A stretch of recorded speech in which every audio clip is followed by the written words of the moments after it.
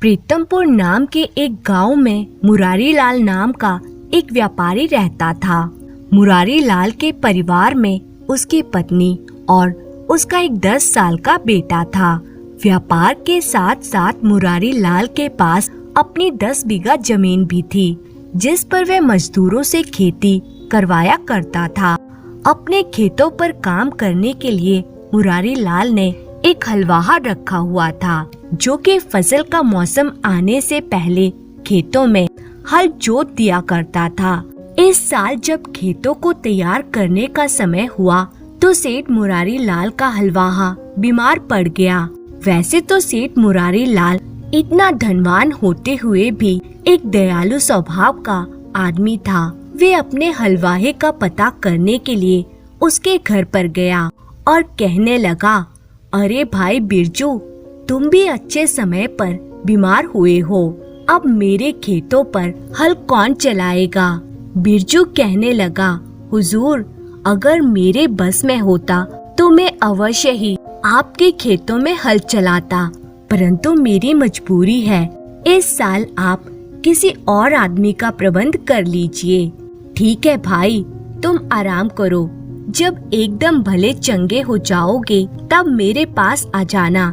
इतना कहकर सेठ मुरारी लाल अपने घर वापस आ गया, परंतु अब उसे चिंता सताने लगी कि खेतों में हल चलाने के लिए आखिर वह किसे ढूंढे, क्योंकि खेती का मौसम अब बिल्कुल सर पर आ गया था और ऐसे समय में गांव के सभी लोग अपने अपने खेतों में जुट गए थे और इस समय कोई भी मजदूर मिलना बहुत ही मुश्किल था।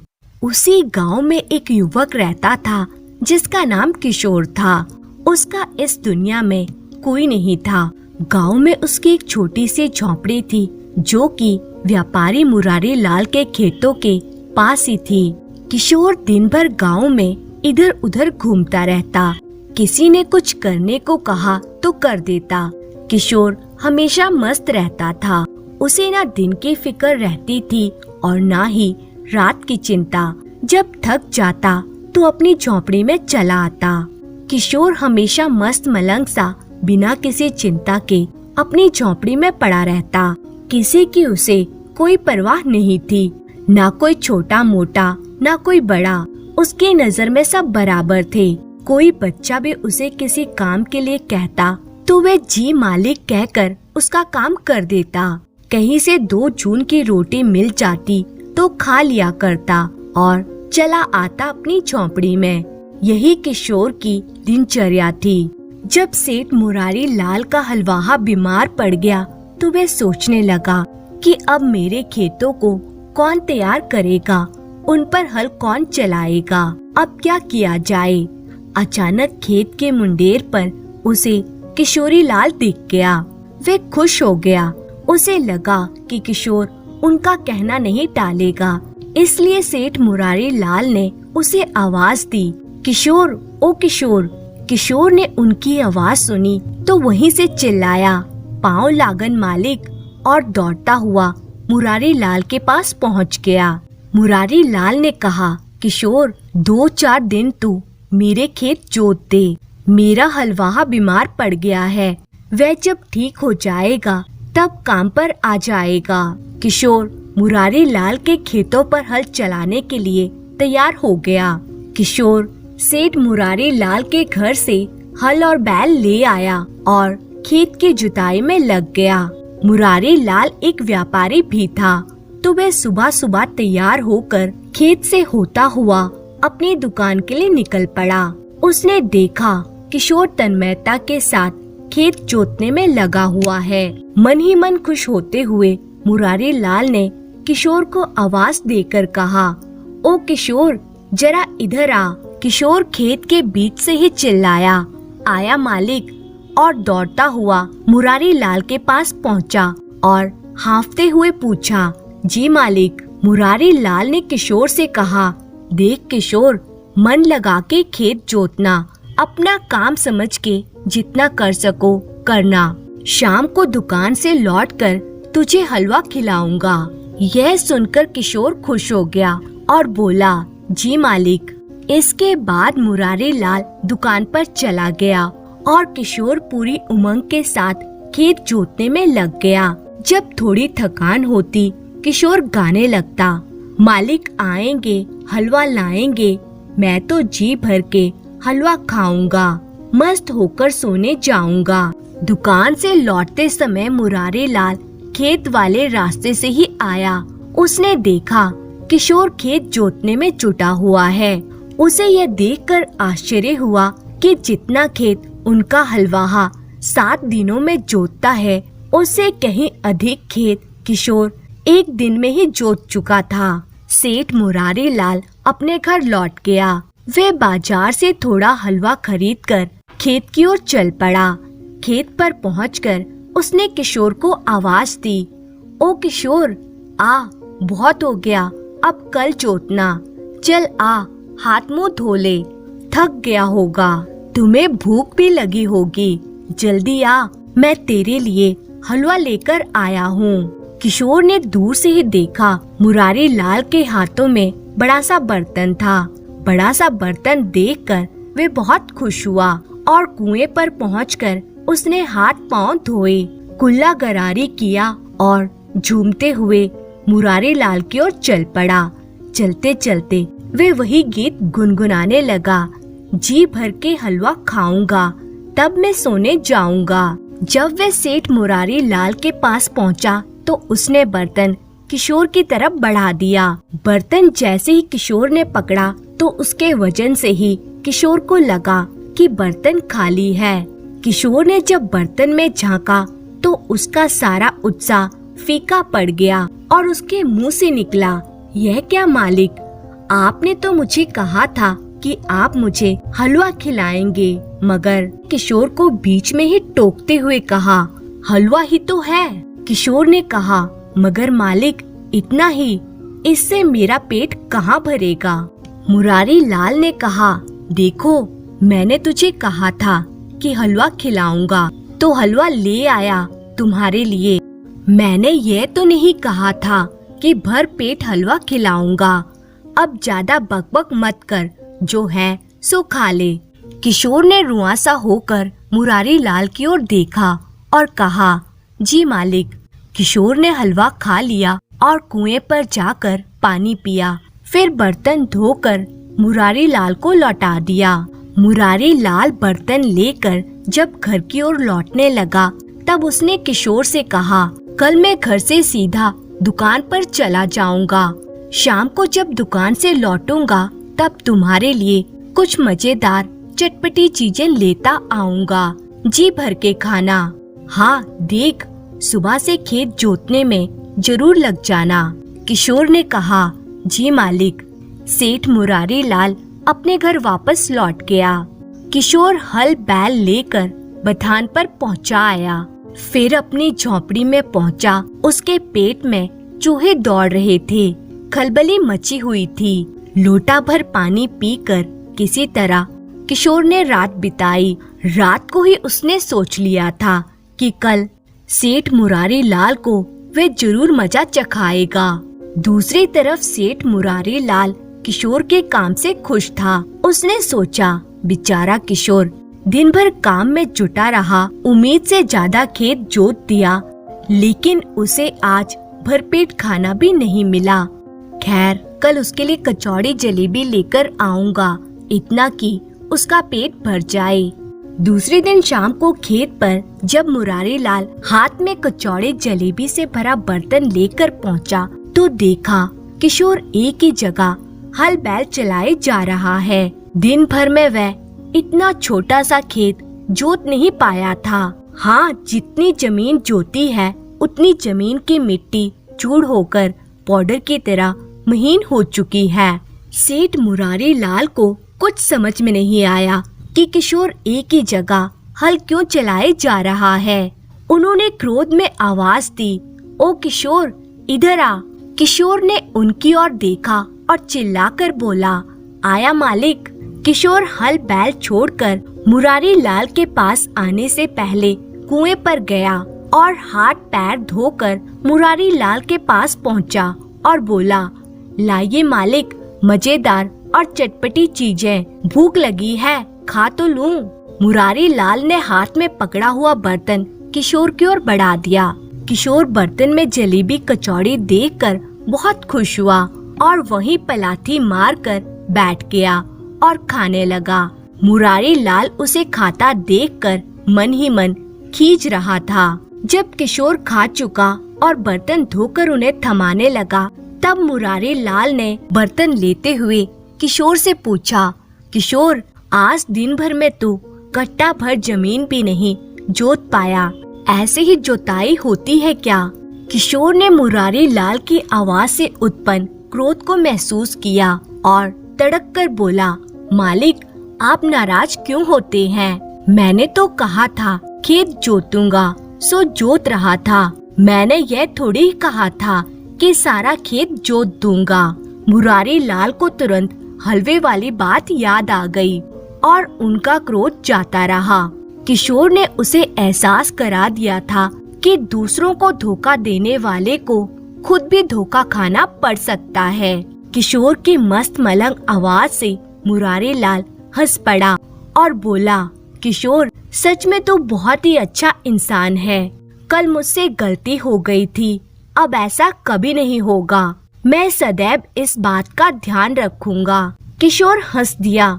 मस्त हंसी और हल बैल लेकर किशोर बथान की ओर चल पड़ा। सेठ मुरारी लाल उसे मस्त चाल में जाते हुए देखता रहा।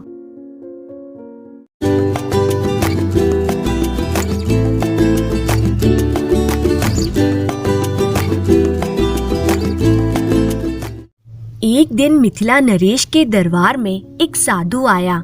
नरेश ने उनकी खूब आव भगत की। श्रद्धा से हाथ जोड़कर उनका आशीष ग्रहण किया। साधु ने बताया कि वे चारों धाम का भ्रमण करके लौटा है। मिथिला में अपने यजमानों को प्रसाद बांटता हुआ महाराज के पास उन्हें और उनके दरबारियों को प्रसाद देने की इच्छा से वे वहां आया है। प्रसाद वितरण तक ही वे वहां रुकेगा, उसके बाद विदा हो जाएगा। साधु ने महाराज को अपनी थैली से निकालकर 4 बताशे दिए और कहा, राजन, ये 4 बताशे चारों धाम के प्रसाद हैं। इनका समान वितरण यहाँ दरबारियों के बीच होना चाहिए। हाँ, ध्यान रहे कि प्रसाद सबसे पहले आप ही ग्रहण करेंगे। महाराज अचंभित भाव से अपनी हथेली पर पड़े 4 बताशों को थोड़ी देर तक देखते रहे। फिर उन्होंने अपने दरबारियों की तरफ देखा। उनकी समझ में नहीं आ रहा था कि इन 4 बताशों का सभी दरबारियों के बीच समान बंटवारा कैसे हो सकता है। अंततः उन्होंने एक वृद्ध दरबारी को बुलाकर चारों बताशे दिए और बोले, आप बुजुर्ग हैं, आप ही इन बताशों का समान बंटवारा करें। वे दरबारी कुछ कह नहीं पाया। उसकी भी हालत महाराज जैसी ही थी। जिस तरह महाराज की समझ में कुछ नहीं आया था, उसी तरह इस वृद्ध दरबारी की समझ में कुछ नहीं आया कि आखिर कैसे इन 4 बताशों को सभी दरबारियों के बीच बराबर बराबर बांटा जाए। थोड़ी देर मौन रहने के बाद साहस करके उस वृद्ध दरबारी ने महाराज से कहा, महाराज, मुझे ऐसी युक्ति स्मरण नहीं जिससे इन 4 बताशों को सभी दरबारियों में बराबर बराबर बांटा जा सके। महाराज, मुझे क्षमा करें और यह कार्य किसी अन्य को सौंप दें। महाराज ने कई दरबारियों को बुलाया, लेकिन उनमें से कोई भी दरबारी इस काम के लिए राजी नहीं हुआ। दरबार में बैठा काना नाई, जो गोनू झा से बैर भाव रखता था, अपने आसन से उठा और महाराज से कहने लगा, महाराज, यह कार्य इस दरबार में केवल एक ही व्यक्ति कर सकता है। वे और कोई नहीं, हमारे दरबार के सबसे गुणी व्यक्ति गोनू झा जी हैं। आप ये कार्य उन्हें सौंपे, फिर कोई समस्या नहीं रहेगी। महाराज काना नाई की कुटिलता भांप गए।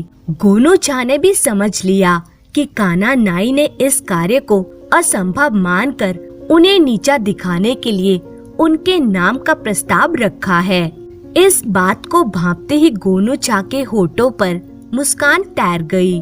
महाराज ने गोनूछा की तरफ देखा ही था कि गोनूछा अपने आसन से उठ खड़े हुए और मुस्कुराते हुए बोले, जी हाँ महाराज, मैं इस प्रसाद का सभी दरबारियों में समान वितरण करूँगा, आप आदेश दें। महाराज ने गोनूछा को बुलाकर बताशे उन्हें दे दिए। गोनूछा ने श्रद्धा पूर्वक अपनी हथेलियों में बताशे लिए और महाराज से विनीत स्वरों में बोले, महाराज कृपा करके एक जल से भरा हुआ बड़ा मटका, 1 बोतल गुलाब जल, 1 किलो चीनी और इस दरबार में जितने लोग उपस्थित हैं उतनी संख्या में मिट्टी के कुल्हड़ की व्यवस्था यथाशीघ्र करवा दें। गोनूछा की मांग तत्काल पूरी करने का निर्देश महाराज ने दे दिया। थोड़ी ही देर में सारी वस्तुएं दरबार में आ गईं। गोनूछा ने चीनी पानी से भरे मटके में डाल दी, फिर उसमें गुलाब जल की बोतल खोलकर सारा गुलाब जल उड़ेल दिया। फिर उन्होंने एक कड़छी की मांग की, कड़छी भी आ गई। एक आदमी को गोनूछा ने मटके के पानी में डाली गई चीनी को हिलाकर पानी में घोलने का निर्देश दिया। दरबारी गण आंखें फाड़े फाड़े सारी गतिविधियां देख रहे थे। किसी की भी समझ में नहीं आ रहा था कि गोनूछा आखिर क्या करना चाहते हैं। थोड़ी देर तक दरबारियों की आश्चर्य भरी निगाहों का गोनूछा आनंद उठाते रहे।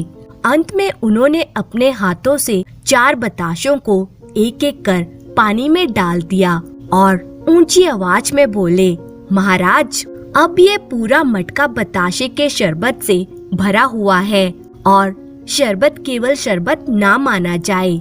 ये चारों धाम का प्रसाद है।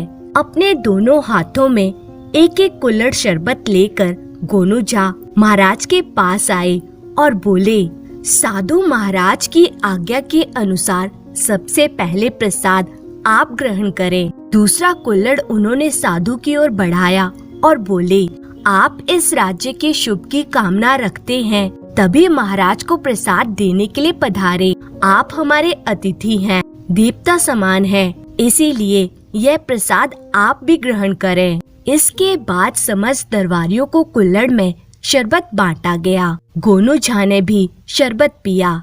अभी शरबत पीने पिलाने का दौर चल ही रहा था कि साधु अपने आसन से उठ खड़ा हुआ और बोला, राजन, जिस राज्य में ऐसा गुणी आदमी मौजूद है उस राज्य में हमेशा श्री वृद्धि होती रहेगी। साधु आशीष देता हुआ वहाँ से चला गया। दरबारी मुक्त कंठ से गोनूछा की प्रशंसा कर रहे थे और काना नाई जल भूनकर खाक हुआ जा रहा था। तो इस तरह गोनूछा ने अपनी चतुराई से साधु द्वारा लाए गए प्रसाद का वितरण किया। गोनूछा की चतुराई से महाराज भी बहुत प्रसन्न हो रहे थे।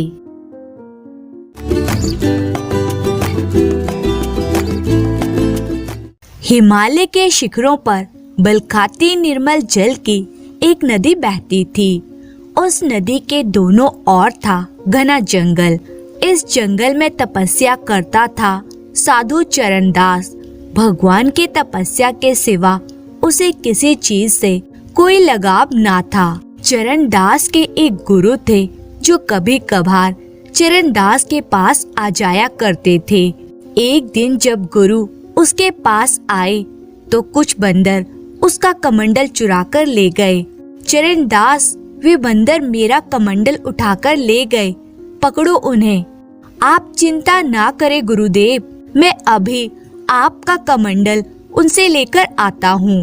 चरणदास ने बंदरों का पीछा किया, लेकिन बंदर घने जंगलों में गुम हो गए और चरणदास उदास हो उठा। अगर मेरे पास रुपए पैसे होते तो मैं पास के गांव में जाकर एक कमंडल खरीद लाता। तभी उसके मन में एक विचार आया, अरे क्यों न मैं इन पेड़ों की कुछ लकड़ियों को काट कर ले चलूं और इनसे लकड़ी के जानवर बनाऊं। उन्हें बाजार में बेचकर आसानी से कुछ रुपए प्राप्त किए जा सकते हैं। चरणदास कुछ लकड़ियां लेकर अपनी कुटिया में पहुंचा और लकड़ियों को थोड़ा काट छांट कर 4 टांगे सिर और धड़ का रूप दे दिया। इस प्रकार चरणदास ने लकड़ी का एक घोड़ा तथा एक शेर बनाया और उन्हें लेकर हिमालय की तलहटी में बसे गांव के हाट में पहुंच गया। शीघ्र ही जब दोनों जानवर रूपी खिलौने बिक गए तो चरणदास एक कमंडल पास की ही दुकान से खरीदकर अपनी कुटिया में पहुंच गया। लीजिए गुरुदेव, आपका कमंडल आ गया। सदा खुश रहो पुत्र। उस दिन से चरणदास को नया शौक लग गया। उसे जब भी समय मिलता वे जंगल में निकल जाता, ढूंढकर कुछ लकड़ियां काट कर लाता, फिर उन लकड़ियों को भिन्न भिन्न रूप देने का प्रयत्न करता। इस काम में उसे बहुत सुख मिलता। अब भजन के अलावा जो समय मिलता उसमें वे यही काम करता। कमंडल लेकर गुरुजी खुशी खुशी वहां से प्रस्थान कर गए। एक बार जाड़े के दिनों में गुरुजी फिर चरणदास के पास आए। प्रणाम गुरुजी। चिरायु हो वत्स, कैसे हो? ठीक हूँ गुरुजी, आइए भीतर पधारिए। चरणदास ने उन्हें आदर के साथ बिठाया। कुछ दिनों में वहाँ जबरदस्त बर्फ पड़ रही थी, इसलिए चरणदास ना तो तलहटी पर बसे गांव से कुछ खाने पीने का सामान ला पाया था और ना ही जंगल से फल फूल। अतः उदास स्वर में बोला, आप मेरे गुरु भी हैं और अतिथि भी, लेकिन आपके आदर सत्कार के लिए मेरे पास कुछ नहीं है। मैं समझ नहीं पा रहा हूँ कि आपको जल पान कैसे कराऊं। मैंने भी 2 दिन से कुछ नहीं खाया है। तभी गुरुजी ने आसपास नजरें दौड़ाई। झोंपड़ी में एक और लकड़ी के खिलौने रखे थे। ये क्या है पुत्र? गुरुजी, यह कुछ खिलौने हैं जो मैंने लकड़ी से बनाए हैं। तब गुरुजी मुस्कुराकर बोले, जरा दिखाना तुमने क्या बनाया है। लीजिए गुरुदेव, यह बंदर है। गुरुजी, मैंने बकरी भी बनाने की चेष्टा की है। इस बकरी को यहाँ ले आओ। चरणदास ने बकरी लाकर पास रख दी तो गुरुजी ध्यान लगाकर बैठ गए। ध्यान पूरा होने पर उन्होंने अपने कमंडल से जल लेकर लकड़ी की बकरी पर छिड़का और फिर मंत्र पढ़ते हुए उस पर हाथ फेरने लगे। या देवी सर्वभूतेषु। अगले ही पल उस लकड़ी की बकरी में प्राण डल गए और वह मैं करने लगी। लकड़ी की बकरी को जीवित देखते ही चरणदास गुरुजी के चरणों में गिर पड़ा। आप धन्य हैं गुरुजी। उसके गुरु बोले, बकरी का दूध पियो और मौज करो। अगले दिन सुबह होते ही गुरुजी वहां से चले गए, लेकिन चरणदास उस दिन से बहुत खुश रहने लगा। गुरुजी के प्रति उसकी श्रद्धा और भी बढ़ गई थी। वाह, क्या मजा आ रहा है। रोज बढ़िया व ताजा दूध पीने को मिलता है। कुछ दिनों बाद गुरुजी फिर आए और चरणदास से बोले, चरणदास, लगता है तुम बकरी पाकर बहुत खुश हो। आपने ठीक कहा गुरुजी, परंतु आपसे एक निवेदन है। मैं जंगल में बिल्कुल अकेला रहता हूँ। मैंने एक कुत्ता बनाया है। अगर आप उसमें जान डाल दें तो बकरी की रक्षा का साधन हो जाएगा। चरणदास, तुम लालच कर रहे हो। बिना कारण जानवरों में जान डालना ठीक नहीं है। लेकिन जब चरणदास ने बहुत विनती की तो उसकी खुशी के लिए गुरुजी ने उसके द्वारा बनाए लकड़ी के कुत्ते में भी जान डाल दी और कुत्ता भौंकने लगा। कुछ देर वहां विश्राम करने के बाद गुरुजी चले गए। वाह, कितना अच्छा होता जो कुत्ता मनुष्य की बोली भी बोल पाता। कुछ दिनों बाद जब गुरुजी का फिर आना हुआ तो कुशल मंगल पूछने के बाद गुरुजी को चरणदास कुछ परेशान लगा। क्या बात है चरणदास, आज तुम कुछ परेशान से लग रहे हो। गुरुजी, मेरी परेशानी इस कुत्ते के कारण है जो ये मनुष्य की बोली नहीं बोल पाता। कृपया कर आप इसे मनुष्य की भाषा बोलने की शक्ति दे दीजिए। लेकिन पुत्र, ये गलत होगा। गुरुदेव, कृपया मेरी ये इच्छा पूरी कर दीजिए। फिर गुरु ने कुत्ते को मनुष्य की बोली देकर अगले दिन गुरुजी प्रस्थान कर गए। धीरे धीरे काफी समय बीत गया। एक बार गुरु चरणदास की कुटिया के सामने पहुंचा। फिर कुछ सोचकर वे कुटिया के भीतर पहुंच गए। कुटिया के अंदर जाकर क्या देखते हैं कि चरणदास बेहोश पड़ा है। अरे, यह तो बेहोश है और फौरन इसे उपचार की जरूरत है। अगले ही पल गुरुजी जंगल की ओर भागे और शीघ्र ही जंगल से कुछ जड़ी बूटियां ले आए। इन बूटियों को खिलाने और घाव पर लेप करने से न केवल ये होश में आ जाएगा, बल्कि इसके जख्म भी कुछ ही दिनों में भर जाएंगे। चरणदास का उपचार करने के बाद गुरुजी बोले, अब कुछ ही देर में इसकी चेतना लौट आएगी। और शीघ्र ही चरणदास बोला, आह, कहाँ हूँ मैं? चरणदास, अब कैसी तबीयत है तुम्हारी? ठीक हूँ गुरुजी। गुरु बोले, तुम्हारी ये हालत कैसे हुई? बड़ों की आज्ञा की अवहेलना करने का यही अंजाम होता है गुरुजी। काश मैं आपकी बात मान जाता तो आज मुझे यह शर्मिंदगी नहीं उठानी पड़ती। मैं कुछ समझा नहीं, मुझे पूरी बात बताओ चरणदास। क्या बताऊं गुरुजी, मेरे दिन बहुत सुख से कट रहे थे। एक दिन मैं किसी काम से तलहटी पर बसे गांव में गया था। मेरा कुत्ता भी मेरे साथ था। वहां गांव के कुत्तों की नजर उस पर पड़ी और उन कुत्तों ने मुझ पर और मेरे कुत्ते पर आक्रमण कर दिया। बड़ी मुश्किल से मैं वहां से जान बचाकर भागने में सफल हो सका, लेकिन कुटिया में पहुंचते ही मेरे उस कुत्ते ने मुझ पर आक्रमण कर दिया। वह बोला, तुम साधु नहीं, शैतान हो। मैं ना मनुष्य हूँ ना कुत्ता, इसलिए मेरी ये हालत है। तुमने मुझे कुत्ता बनाकर मनुष्य की बोली क्यों दी? मैं तुम्हें जिंदा नहीं छोड़ूंगा।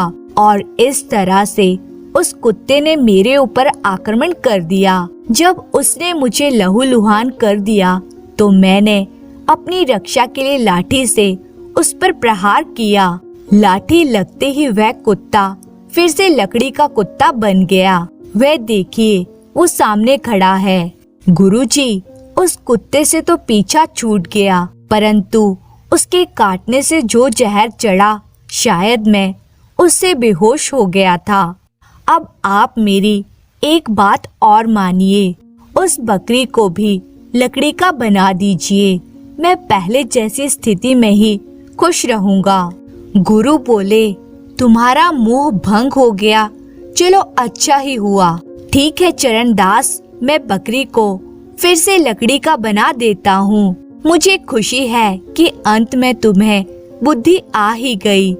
आदमी को उतने ही पैर फैलाने चाहिए जितनी लंबी चादर हो। कहकर गुरुजी ने उसी समय बकरी को लकड़ी का बना दिया और कुछ दिनों बाद चरणदास भला चंगा हो गया और वे खुशी से अपना जीवन बिताने लगा। धन्यवाद।